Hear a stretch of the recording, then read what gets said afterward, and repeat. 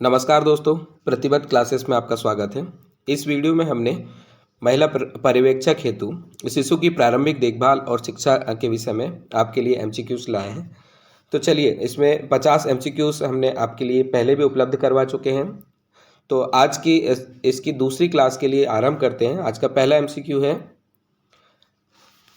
NARI नारी का मुख्यालय कहाँ स्थित है? NARI नारी का मुख्यालय बताना है। ऑप्शन दिए हैं, option A Delhi, B Mumbai, C Pune और डी अहमदाबाद। तो दोस्तों इसका सही उत्तर हो जाएगा ऑप्शन नंबर सी पुणे। नारी का मतलब यहाँ पे national ads research institute Pune था, जो वर्तमान में इसका नाम अब चेंज हो चुका है और इसे कहा जाता है national institute of translation virology and ads research centre. ये ICAMR द्वारा यानी कि भारतीय चिकित्सा अनुसंधान परिषद द्वारा संचालित संस्थान है। अगला प्रश्न हम देखेंगे, समकक्षी समूह के संदर्भ में क्या सही है? ऑप्शन दिए हैं आपको। ए, बच्चों के द्वितीयक समाजीकरण में उनकी एक महत्वपूर्ण भूमिका होती है। बी, बच्चों के समाजीकरण में उनकी कोई भूमिका नहीं होती है। सी, बच्चों के समाजीकरण में उनकी लघु लेकिन निरर्थक भूमिका होती है। और डी, यह द्वितीयक समाजीकरण का एक कारण नहीं होता है। तो दोस्तों इसका सही उत्तर ऑप्शन नंबर ए हो जाएगा। समकक्षी समूह के संदर्भ में सही कथन होगा, बच्चों के द्वितीयक समाजीकरण में उनकी एक महत्वपूर्ण भूमिका होती है। अगला प्रश्न है, थॉमस पी ग्रीन के अनुसार शिक्षण एक शिक्षक का कार्य है जो बच्चों के लिए किया जाता है। तो आपको बताना है कि ये कैसा कार्य है। ऑप्शन ए अधिगम, ऑप्शन बी प्रशिक्षण, ऑप्शन सी मूल्यांकन और ऑप्शन डी विकास। तो दोस्तों इसका सही उत्तर ऑप्शन नंबर डी हो जाएगा। ऑप्शन नंबर डी में आएगा विकास, यानी थॉमस पी ग्रीन के अनुसार शिक्षण एक शिक्षक का कार्य है और यह बच्चे के विकास के लिए काम आता है। अगला प्रश्न हम देखेंगे, यह कथन कि प्रत्येक शिक्षार्थी अद्वितीय है का अर्थ है। तो आपको बताना है कि जो कथन दिया है प्रत्येक शिक्षार्थी अद्वितीय है, उसका अर्थ क्या हो सकता है। ऑप्शन ए, विषम कक्षाओं में शिक्षार्थियों की क्षमता विकसित करना संभव नहीं है।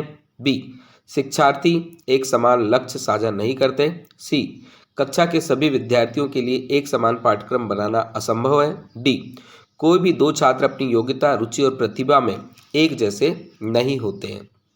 तो दोस्तों इसका सही उत्तर हो जाएगा option number D. Option number D में है कि कोई भी दो छात्र अपनी योग्यता, रुचि और प्रतिभा में एक जैसे नहीं हो सकते, इसलिए यह कथन जो है प्रत्येक शिक्षार्थी अद्वितीय है, यह इसके अर्थ को परिलक्षित करता है। अगला प्रश्न देखेंगे, कक्षा तक पहुंचने वाली बच्चों की भोली अवधारणाओं को जानना क्या कहलाता है?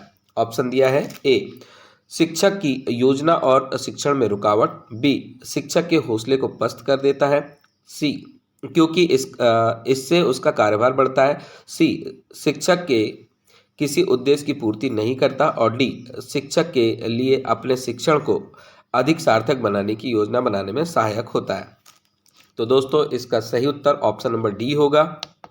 ऑप्शन नंबर डी में है, कक्षा तक पहुंचने वाली बच्चों की भोली अवधारणाओं को जानना शिक्षक के लिए अपने शिक्षण को अधिक सार्थक बनाने का योजना बनाने में सहायक होता है। अगला प्रश्न देखते हैं, निम्नलिखित में से कौन सी तकनीक छात्रों में समस्या समाधान कौशलों के विकास हेतु प्रभावशाली नहीं है? आपको ऑप्शन दिए हैं, ए, मुद्दों पर चर्चा को सुसाध्य करना और छात्रों को चर्चा में भाग लेने के लिए प्रोत्साहित करना। ऑप्शन नंबर बी है, समस्या को हल करने के लिए छात्रों को विचार मंथन एवं विचार उत्पन्न करने के लिए प्रोत्साहित करना। सी है, समस्या का समाधान खोजने के लिए छात्रों को विविध प्रकार की शिक्षण सामग्री प्रदान करना। और डी, हर समस्या के लिए एक ही जैसी पूर्व निर्धारित चरण दर चरण प्रक्रिया के इस्तेमाल पर बल देना। तो इसमें आपको बताना ये था कि छात्रों में समस्या समाधान कौशलों के विकास हेतु प्रभावशाली नहीं है, तो इसका ऑप्शन आ जाएगा ऑप्शन नंबर डी। इसके अतिरिक्त ये अन्य बाकी के जितने भी ऑप्शन दिए हैं वो सब विकास हेतु प्रभावशाली हैं, जैसे मुद्दों पर चर्चा को सुसाध्य करना और छात्रों को चर्चा में भाग लेने के लिए प्रोत्साहित करना उनके विकास को बढ़ावा देता है। समस्या को हल करने के लिए छात्रों को विचार मंथन एवं विचार उत्पन्न करने के लिए प्रोत्साहित करना, इससे भी छात्र का विकास होता है।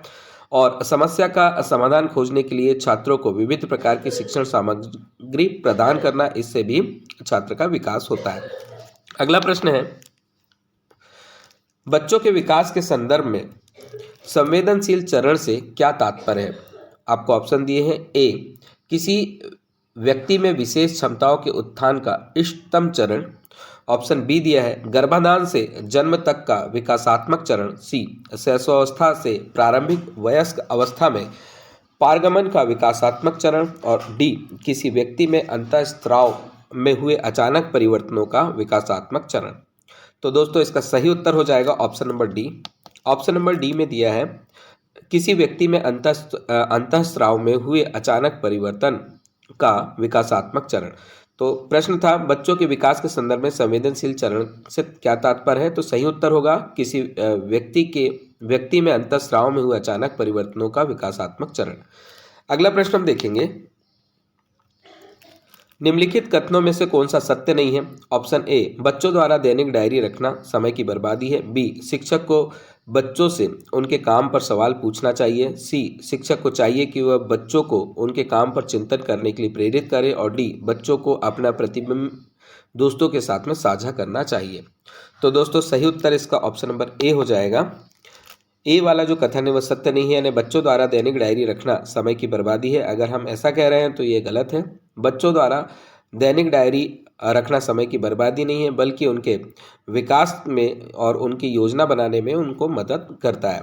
बाकी के अन्य कथन बिल्कुल सही हैं।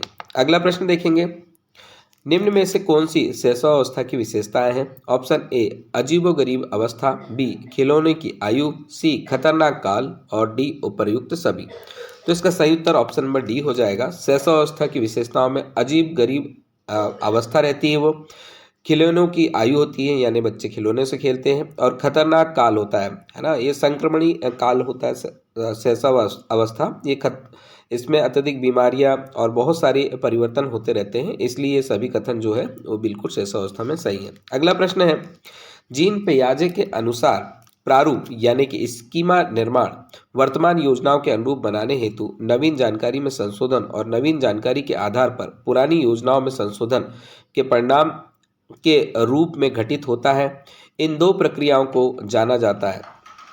तो यहाँ पे दो चीज़ें पूछा है। प्रारूप यानी स्कीमा का निर्माण करना है, उसमें वर्तमान योजनाओं के अनुरूप बनाने हेतु नवीन जानकारी में संशोधन, और दूसरा पूछा है नवीन जानकारी के आधार पर पुरानी योजनाओं में संशोधन के परिणाम के रूप में घटित होता है।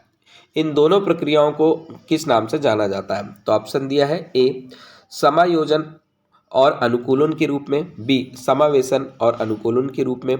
सी, सामीकरण और संशोधन के रूप में। और डी, समावेशन और समायोजन के रूप में। तो दोस्तों इसका सही उत्तर ऑप्शन नंबर डी हो जाएगा। इन दोनों ही प्रक्रियाओं को समावेशन और समायोजन के रूप में जाना जाता है। अगला प्रश्न है, निम्न में से किसने पिछड़े बालकों के लिए शैक्षिक उपलब्धि की अवधारणा दी है? तो आपको बताना है विद्वान का नाम जिन्होंने पिछड़े बालकों के लिए शैक्षिक उपलब्धि की अवधारणा दी है। Option A, Sonen. Option B, Burton Hall. Option C, Galton. और ऑप्शन डी है सिरिल बर्ट। तो दोस्तों सही उत्तर इसका ऑप्शन नंबर डी हो जाएगा, Cyril Burt.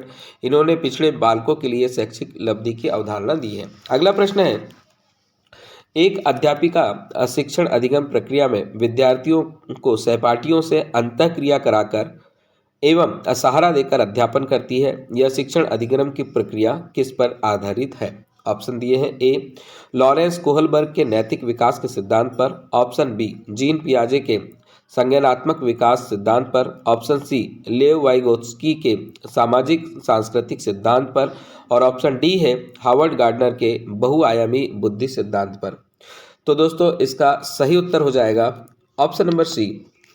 Option number C यानी लेव वाइगोत्स्की के सामाजिक सांस्कृतिक सिद्धांत पर यह आधारित है, यह अधिगम आधारित है। अगला प्रश्न देखेंगे, समायोजन घटित होता है जब ऑप्शन ए, बच्चे अपने अनुभवों को वर्तमान स्कीमाओं में सम्मिलित करने के लिए उनका रूपांतरण करते हैं। बी, बच्चे अपने वर्तमान स्कीमाओं में परिवर्तन करके नए अनुभवों के अभिप्राय को समझते हैं। सी, बच्चे अपने स्कीमाओं को अंतर संबंधित खंडों में बांट देते हैं। और डी, बच्चे अपने मूर्त अनुभवों की जगह अमूर्त विषयों पर ध्यान केंद्रित करते हैं। तो दोस्तों इसका जो सही उत्तर है, सही उत्तर हो जाएगा option number B. Option number B में आपको दिया है बच्चे अपने वर्तमान स्कीमाओं में परिवर्तन करके नए अनुभवों के अभिप्राय को समझते हैं और यहीं से समायोजन घटित होता है। अगला प्रश्न हम देखेंगे, प्रगतिशील शिक्षा में पाठ्य चर्चा के उद्देश्य महत्व देते हैं। ऑप्शन ए रटन स्मृति को, ऑप्शन बी सत्ता के प्रति अनुकूलता को, ऑप्शन सी आलोचनात्मक चिंतन को और ऑप्शन डी प्रत्यास्मरण और सतत अभ्यास को। तो दोस्तों इसका सही उत्तर ऑप्शन नंबर सी हो जाएगा। प्रगतिशील शिक्षा में पाठ्य चर्चा के उद्देश्य जो होता है उससे आलोचनात्मक चिंतन इसे महत्व दिया जाता है। अगला प्रश्न देखेंगे, जीन पियाजे के अनुसार अधिगम के लिए निम्नलिखित में से क्या आवश्यक है। ऑप्शन ए शिक्षार्थी के द्वारा पर्यावरण की सक्रिय खोजबीन, बी वयस्कों के व्यवहार का अवलोकन, सी ईश्वरीय न्याय पर विश्वास, डी शिक्षकों और माता पिता द्वारा पुनर्बलन। तो दोस्तों इसका सही उत्तर ऑप्शन नंबर ए हो जाएगा। जीन पियाजे के अनुसार अधिगम के लिए शिक्षार्थी के द्वारा पर्यावरण की सक्रिय खोजबीन आवश्यक होती है। अगला प्रश्न है, एक 5 वर्षीय बच्चे को 16 फूलों के चित्र दिखाए जाते हैं जिनमें से 4 लाल और 12 नीले रंग के होते हैं। जब बच्चे से पूछा जाता है कि क्या नीले फूल अधिक हैं या लाल फूल, तो बच्चा उत्तर देता है कि नीले फूल अधिक हैं। जीन पियाजे के अनुसार इसका अभिप्राय है कि बच्चा अभी दक्षता हासिल नहीं कर पाया है। तो किस तरह की दक्षता बच्चे में नहीं आ पाई है वो बताना है। ऑप्शन ए क्रमबद्धता, बी श्रेणीबद्ध वर्गीकरण, ऑप्शन नंबर सी सकर्मक अनुमान और ऑप्शन डी है प्रतिज्ञप्ति चिंतन। तो दोस्तों इसका सही उत्तर हो जाएगा ऑप्शन नंबर बी श्रेणीबद्ध वर्गीकरण। तो बच्चा इस कंडीशन में श्रेणीबद्ध वर्गीकरण नहीं कर पा रहा है। अगला प्रश्न है, निम्न में से कौन सी उप अवस्था लॉरेंस कोहलबर्ग के नैतिक विकास की पारंपरिक अवस्था के अंतर्गत आती है। ऑप्शन ए अनुदेशन उद्देश्य एवं आदान प्रदान, बी सार्वभौमिक नैतिक सिद्धांत, सी अनुबंध नैतिकता अधिकार एवं कानून और डी सामाजिक सरोकार और आत्मबोध। तो दोस्तों सही उत्तर इसका हो जाएगा ऑप्शन नंबर सी अनुबंधन नैतिकता अधिकार एवं कानून। ये जो उप अवस्थाएं लॉरेंस कोहलबर्ग के नैतिक विकास की पारंपरिक अवस्था के अंतर्गत आती हैं। अगला प्रश्न देखेंगे, निम्न में से कौन सा एक बाल्य अवस्था का काल नहीं है। तो आपको ऑप्शन दिए हैं, ए पूर्व बाल अवस्था, बी पश्च बाल अवस्था, सी मध्य बाल अवस्था और डी उत्तर बाल अवस्था। तो दोस्तों इसमें ऑप्शन नंबर बी हो जाएगा पश्च बाल अवस्था। ये बाल अवस्था का काल नहीं है। बाल अवस्था के पहले वाला काल बाल अवस्था का काल नहीं कहलाता है, ये शैशवावस्था का काल होता है। अगला प्रश्न हम देखेंगे, बालक की स्वकेंद्रित अवस्था होती है। ऑप्शन ए 1 से 2 वर्ष तक, बी 3 से 6 वर्ष तक, सी 7 से 9 वर्ष तक और डी 10 से 12 वर्ष तक। तो दोस्तों इसका सही उत्तर हो जाएगा ऑप्शन नंबर बी 3 से 6 वर्ष तक। बालक की स्वकेंद्रित अवस्था होती है 3 से 6 वर्ष तक। अगला प्रश्न है, किसी बच्चे को दिया गया विशिष्ट उत्तर कोहलबर्ग के नैतिक तर्क के सोपानों की विषय वस्तु के किसी सोपान के अंतर्गत आएगा। यदि आप ईमानदार हैं तो आपके माता पिता आप पर गर्व करेंगे, इसलिए आपको ईमानदार रहना चाहिए। ऑप्शन ए दंड आज्ञाकारिता अनुकूलन, ऑप्शन बी सामाजिक संकुचन अनुकूलन, ऑप्शन सी अच्छी लड़की अच्छा लड़का अनुकूलन और ऑप्शन डी कानून और व्यवस्था अनुकूलन। तो दोस्तों इसका सही उत्तर हो जाएगा ऑप्शन नंबर सी, इसमें अच्छी लड़की अच्छा लड़का का अनुकूलन आएगा। अगला प्रश्न देखेंगे, भाषा विकास के लिए सबसे संवेदनशील समय निम्नलिखित में से कौन सा है। आपको ऑप्शन इसमें दिया है। ऑप्शन ए है जन्म पूर्व का समय, ऑप्शन बी मध्य बचपन का समय, ऑप्शन सी वयस्कावस्था का समय और ऑप्शन डी है प्रारंभिक बचपन का समय। तो दोस्तों इसका सही उत्तर हो जाएगा ऑप्शन नंबर डी, भाषा विकास के लिए सबसे संवेदनशील समय जो होता है वो प्रारंभिक बचपन का समय होता है। अगला प्रश्न है, शैक्षिक मार्गदर्शन का कार्य है। ऑप्शन ए शिक्षा का सर्वोत्तम लाभ देना, ऑप्शन बी महान शिक्षकों के निर्देशन को समझना, ऑप्शन सी व्यावसायिक जानकारी देना और ऑप्शन डी छात्रों के बीच सामाजिक मेलजोल को बढ़ाना। तो दोस्तों शैक्षिक मार्गदर्शन का सही कार्य हो जाएगा ऑप्शन नंबर ए शिक्षा का सर्वोत्तम लाभ देना। अगला प्रश्न है, एक 6 वर्ष की लड़की खेलकूद में असाधारण योग्यता का प्रदर्शन करती है। उसके माता पिता दोनों ही खिलाड़ी हैं। उसे नित्य प्रशिक्षण प्राप्त करने भेजते हैं और सप्ताहांत में उसे प्रशिक्षण देते हैं। बहुत संभव है कि उसकी क्षमताएं निम्नलिखित दोनों के बीच परस्पर प्रतिक्रिया का परिणाम होगी। तो आपको बताना है उनकी जो क्षमताएं हैं वो किन दो चीज़ों की बीच परस्पर प्रतिक्रिया का परिणाम हो सकती है। ऑप्शन ए दिया है आनुवांशिकता और पर्यावरण। ऑप्शन बी में दिया है वृद्धि और विकास। ऑप्शन सी में है स्वास्थ्य एवं प्रशिक्षण और ऑप्शन डी में है अनुशासन और पौष्टिकता। तो दोस्तों इसका सही उत्तर ऑप्शन नंबर ए आ जाएगा। माता पिता दोनों ही अगर खिलाड़ी हैं और जो छात्र है या लड़की है असाधारण योग्यता का प्रदर्शन कर रही है, तो बहुत संभव है कि उनकी जो क्षमता है वो आनुवांशिकता और पर्यावरण के बीच परस्पर प्रतिक्रिया का परिणाम होगी। अगला प्रश्न है, HIV के कारण मानव शरीर में क्या प्रभाव पड़ता है। ऑप्शन दिया है ए एंटीजन की संख्या कम हो जाती है, बी एंटीबॉडी की संख्या बढ़ जाती है, सी CD4 कोशिकाओं की संख्या 200 से कम हो जाती है और डी मोनोसाइट की संख्या बढ़ जाती है। तो दोस्तों इसका सही उत्तर हो जाएगा HIV के कारण मानव शरीर पर CD4 की कोशिकाओं की संख्या 200 से भी कम हो जाती है।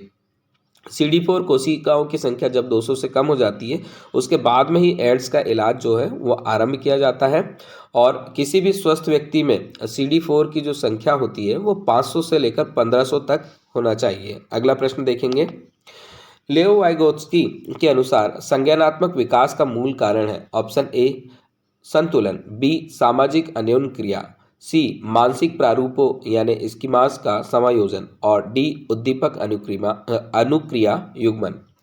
तो दोस्तों इसका सही उत्तर ऑप्शन नंबर बी हो जाएगा। लेओ वाइगोत्स्की के अनुसार संज्ञानात्मक विकास का मूल कारण होगा सामाजिक अन्योन्य क्रिया।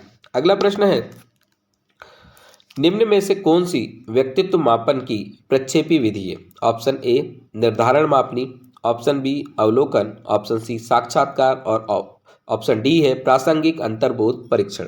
तो दोस्तों इसका सही उत्तर ऑप्शन नंबर डी हो जाएगा। किसी भी व्यक्ति के व्यक्तित्व मापन की प्रक्षेपी विधि होगी प्रासंगिक अंतर्बोध परीक्षण। अगला प्रश्न है, WHO का मुख्यालय कहाँ पर स्थित है। Option A Netherland, B Switzerland, option C Norway और डी है स्वीडन। तो दोस्तों सही उत्तर हो जाएगा ऑप्शन नंबर बी। भली बात की आप जानते हैं विश्व स्वास्थ्य संगठन का मुख्यालय स्विट्जरलैंड के जेनेवा शहर में है और यह संयुक्त राष्ट्र संघ की एक मानक इकाई के रूप में काम करता है। अगर हम इसकी स्थापना की बात करें तो 1948 में 7 अप्रैल 1948 में इसकी स्थापना की गई थी। अगला प्रश्न हम देखेंगे, बाल विकास का निम्नलिखित में से कौन सा सिद्धांतकार उत्तेजना प्रतिक्रिया अधिक्रम सिद्धांत से संबंध नहीं है। तो उस सिद्धांतकार का नाम बताना है जो उत्तेजना प्रतिक्रिया अधिगम सिद्धांत से संबंध नहीं है। Option A Hall, option B Pavlov, option C Watson और ऑप्शन डी गैसेल। तो दोस्तों सही उत्तर ऑप्शन डी आ जाएगा। गैसेल बाल विकास के उत्तेजना प्रतिक्रिया अधिगम सिद्धांत से संबंधित नहीं है। बाकी के हल, पावलाव और वाटसन ये तीनों हैं। अगला प्रश्न है, बच्चों को निःशुल्क शिक्षा प्रदान करना निम्न में से किस प्रकार का अधिकार है। ऑप्शन दिए हैं ए मौलिक अधिकार, बी कानूनी अधिकार, सी सामाजिक अधिकार और डी धार्मिक अधिकार। तो दोस्तों इसका सही उत्तर ऑप्शन नंबर ए हो जाएगा, मौलिक अधिकार है। आप सभी जानते हैं संविधान के 86वें संशोधन जो हुआ था, तो 86वें संशोधन अधिनियम 2002 में आया था ये। तो इसके 2002 में ही अनुच्छेद 21A ऐड किया गया था और 21A में बच्चों को मुफ्त एवं अनिवार्य शिक्षा का प्रावधान जोड़ा गया था। तो ये अब मूल अधिकार के रूप में आता है, ये ध्यान रखेंगे। अगला प्रश्न है, दर्शन शास्त्र का जनक किसे कहा जाता है। ऑप्शन दिया है ए स्टेनेल हॉल को, बी अरस्तु को, सी जेम्स को और डी वाटसन को। तो दोस्तों सही उत्तर ऑप्शन नंबर बी हो जाएगा। दर्शन शास्त्र के जनक के रूप में अरस्तु को माना जाता है। अगला प्रश्न है, बच्चे के माध्यम से सीखते हैं सामाजिक संपर्क, सामाजिक भागीदारी। तो आपको बताना है किस माध्यम से बच्चे ज़्यादा सीखते हैं। ऑप्शन ए दिया है केवल एक, बी है केवल दो, सी है दोनों एक और दो और डी है ना तो एक ना ही दो। तो तो दोस्तों इसका सही उत्तर ऑप्शन नंबर सी हो जाएगा, 1 और 2 दोनों। सामाजिक संपर्क और सामाजिक भागीदारी दोनों के माध्यम से बच्चे सीखते हैं। अगला प्रश्न है, बच्चों में ज्ञान की रचना करने और अर्थ निकालने की क्षमता होती है। इस दृष्टिकोण से एक शिक्षक की क्या भूमिका होती है? ऑप्शन ए संचारक और व्याख्याता की भूमिका, ऑप्शन बी अनुदेशक की भूमिका, सी निर्देशक की भूमिका और डी मध्यस्थ की भूमिका। तो दोस्तों इसका सही उत्तर हो जाएगा ऑप्शन नंबर बी, अनुदेशक की भूमिका। बच्चों में ज्ञान की रचना करने और अर्थ निकालने की क्षमता होती है। इस दृष्टिकोण से एक शिक्षक की अनुदेशक की भूमिका होती है। अगला प्रश्न है, ब्रिटिश मनोवैज्ञानिक रेमंड कैटल के अनुसार बुद्धि कितने प्रकार की जी से संगठित होती है? तो आपको बताना है option A 2, option B 3, option C 4 और ऑप्शन डी 6। तो सही उत्तर हो जाएगा ऑप्शन ए 2 जी से गठित होती है। अगला प्रश्न है, निम्नलिखित में से कौन सा बाल उपचार का कारण नहीं है? ऑप्शन दिया है आर्थिक कारण, बी सामाजिक कारण, सी पारिस्थितिक कारण और डी मनोवैज्ञानिक कारण। तो दोस्तों इसका सही उत्तर हो जाएगा पारिस्थितिकी कारण। ये जो है ये बाल उपचार का कारण नहीं है। उत्तर इसका होगा ऑप्शन नंबर सी। अगला प्रश्न है, निम्न में से कौन सा बाह्य अभिप्रेरण का एक उदाहरण है? ऑप्शन दिया है ए अपने अधिगम को दृढ़ करने के लिए शोध करते समय अरमान विभिन्न स्रोतों से सहायता लेता है। ऑप्शन बी नगद इनाम पाने हेतु रेयान एक परियोजना के लिए विभिन्न स्रोतों द्वारा खोज करता है। ऑप्शन सी सितारा अपने स्वसंतोष के लिए अपने बड़ों से नियमित तौर पर प्रतिपुष्टि लेती है। और डी अपने व्यक्तिगत अभिरुचि एवं क्षमताओं को बढ़ाने के लिए कुलमित क्रियाकलापों का नियमित रूप से अभ्यास करता है। तो आपको यहाँ पे बताना है बाह्य प्रेरणा का एक उदाहरण कौन सा होगा? तो दोस्तों इसका सही उत्तर हो जाएगा option number D. Option number D में लिखा है नगद इनाम पाने हेतु रेयान एक परियोजना के लिए विभिन्न स्रोतों द्वारा खोज करता है, मतलब ये बाहर से अभिप्रेरणा ले रहा है। तो सही उत्तर हो जाएगा इसका option number D, option number B. अगला प्रश्न हम देख लेते हैं, निम्नलिखित में से कौन सा शैक्षिक योजना के लिए एक दृष्टिकोण है? आपको ऑप्शन दिए हैं ए मानव शक्ति दृष्टिकोण, बी सामाजिक मांग दृष्टिकोण, सी मानव शक्ति दृष्टिकोण और सामाजिक मांग दृष्टिकोण दोनों और डी दिए गए विकल्पों में से कोई भी नहीं। तो दोस्तों इसका सही उत्तर ऑप्शन नंबर सी हो जाएगा। शैक्षिक योजना के लिए एक दृष्टिकोण होगा, मानव शक्ति दृष्टिकोण और सामाजिक मांग दृष्टिकोण दोनों ही। अगला प्रश्न है, अधिगम अधिक सार्थक और प्रभावशाली होता है अगर वह मुख्यतः हो। ऑप्शन ए शिक्षक निर्देशित अधिगम, ऑप्शन बी सहपाठियों द्वारा निर्देशित अधिगम, ऑप्शन सी पाठ्य पुस्तक केंद्रित अधिगम और स्वनिर्देशित अधिगम। तो दोस्तों इसका सही उत्तर हो जाएगा ऑप्शन नंबर डी स्वनिर्देशित अधिगम अधिक सार्थक और प्रभावशाली होता है। अगला प्रश्न हम देखेंगे, वह विकल्प चुनिए जो उन संदर्भों का सही चुनाव करता है जिसमें बच्चों के लिए अधिगम हो पाता है। पहला दिया है खेल कूद, दूसरा घर, तीसरा कक्ष। तो ऑप्शन दिए हैं, ऑप्शन ए है 1 और 2, बी है 2 और 3, ऑप्शन सी है 1, 2 और 3 और ऑप्शन डी है 3। तो दोस्तों इसका सही उत्तर हो जाएगा ऑप्शन नंबर ए।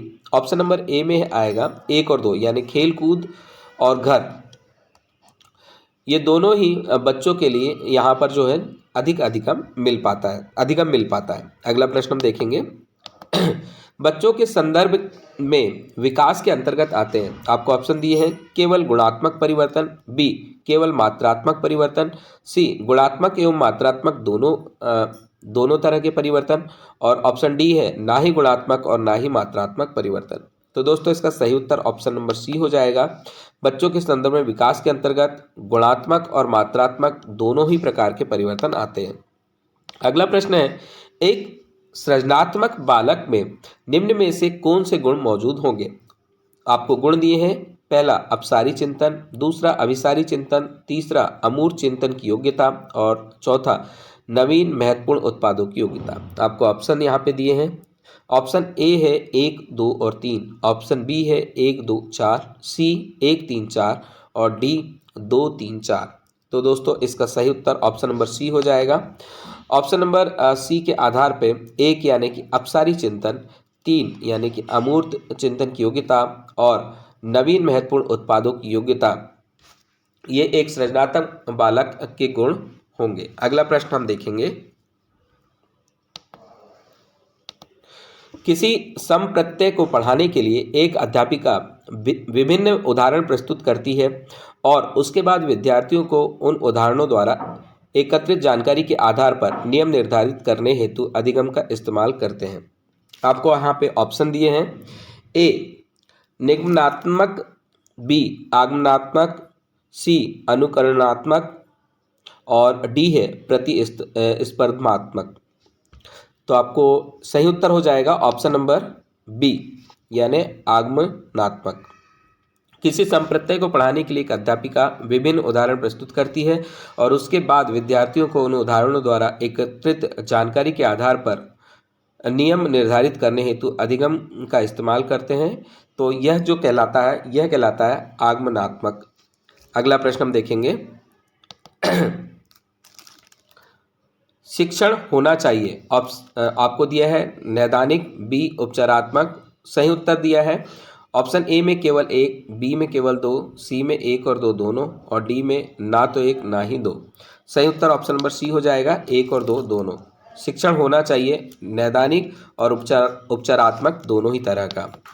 अगला प्रश्न है, कक्षा नियमन में विद्यार्थियों की सहकारिता हेतु क्या करना चाहिए? ऑप्शन ए स्वयं ही कठोर और अटल नियमों का निर्धारण, बी विद्यार्थी के दुर्व्यवहार के बारे में अभिभावकों से बार बार शिकायत करना, ऑप्शन सी मापदंडों का पालन न करने पर विद्यार्थियों की भर्त्सना करना और डी मापदंडों और नियमों को स्थापित करते समय विद्यार्थियों की सहभागिता। तो आपको यहाँ बताना था कक्षा नियमन में विद्यार्थियों की सहकारिता हेतु क्या करना चाहिए। सही उत्तर हो जाएगा option number D. Option number D में आएगा मापदंडों और नियमों को स्थापित करते समय विद्यार्थियों की सहभागिता लेना चाहिए। अगला प्रश्न है, किसी संप्रत्यय को पढ़ाने के लिए एक अध्यापिका विभिन्न उदाहरण प्रस्तुत करती है और उसके बाद विद्यार्थियों को उन उदाहरणों द्वारा एकत्रित जानकारी के आधार पर नियम निर्धारित करने हेतु अधिगम का इस्तेमाल करते हैं। तो उस अधिगम का नाम क्या होगा? तो दोस्तों इसका सही उत्तर हमने पहले देख चुके हैं। इसका सही उत्तर हो जाएगा option number B, option number B आगमनात्मक। अगला प्रश्न हम देखेंगे, शिक्षण है ऑप्शन ए एक कला, बी एक विज्ञान। सही कोड चुनना है। ए में दिया है केवल 1, बी में केवल 2, सी में 1 और 2 दोनों और डी ना तो 1 ना ही 2। तो दोस्तों इसका सही उत्तर हो जाएगा ऑप्शन नंबर सी यानी कला और विज्ञान दोनों ही शिक्षण के रूप हैं। तो शिक्षण में कला और विज्ञान दोनों ही आएंगे। अगला प्रश्न हो जाएगा, अभिवृद्धि किसका उपयुक्त उदाहरण है? ए बहुमुखी प्रक्रिया, बी एकांकी प्रक्रिया, सी उपयुक्त दोनों, डी इनमें से कोई नहीं। सही उत्तर ऑप्शन नंबर बी होगा एकांकी प्रक्रिया।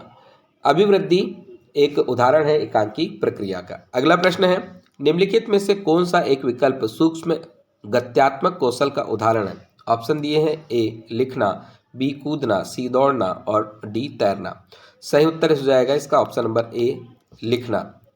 लिखना जो है एक विकल्प सूक्ष्म गत्यात्मक कौशल का उदाहरण है। अगला प्रश्न है, कोविड-19 महामारी के दौरान तनाव ने विद्यार्थियों के प्रदर्शन को नकारात्मक रूप से प्रभावित किया था। यह कथन निम्नलिखित में से किस प्रकार से संबंध को स्पष्ट करता है? ऑप्शन ए प्रतियोगिता और संज्ञान, बी संज्ञान और संवेग, सी आनुवांशिकता और निष्पादन और डी आनुवांशिकता और वातावरण। तो दोस्तों इसका सही उत्तर ऑप्शन नंबर बी हो जाएगा। जो विद्यार्थियों का प्रदर्शन नकारात्मक रूप से हुआ था वह संज्ञान और संवेग के कारण हुआ था। अगला प्रश्न हम देखेंगे, बहुबुद्धि का सिद्धांत किसने दिया था? ऑप्शन दिया है, ए गार्डनर, बी पियाजे, सी गोलमैन और डी है जॉन मेयर। तो दोस्तों इसका सही उत्तर ऑप्शन नंबर ए हो जाएगा गार्डनर। बहुबुद्धि का सिद्धांत गार्डनर नामक विद्वान ने दिए थे। अगला प्रश्न देखेंगे, शिक्षण ऑप्शन दिया है ए, शिक्षण क्या है आपको बताना है। छात्रों का मार्गदर्शन करने का एक जटिल कला है। बी, शिक्षा के विभिन्न पहलुओं के बीच संबंध स्थापित करता है। सही कोड चुनना है आपको। ऑप्शन ए में दिया है केवल एक, बी में केवल दो, सी में एक और दो दोनों, और डी ना तो एक ना ही दो। तो दोस्तों इसका भी सही उत्तर ऑप्शन नंबर सी होगा। यानी शिक्षण जो होता है वो छात्रों का मार्गदर्शन करने का एक जटिल कला कहलाती है और साथ ही शिक्षा के विभिन्न पहलुओं के बीच संबंध स्थापित करता है। तो इस शिक्षण के लिए दोनों ही चीज उपयुक्त होंगे। तो इसका सही उत्तर ऑप्शन नंबर सी हो जाएगा। तो दोस्तों ये आज का हमारा अंतिम प्रश्न था। इसी तरह के प्रश्नों के लिए आप हमारे साथ लगातार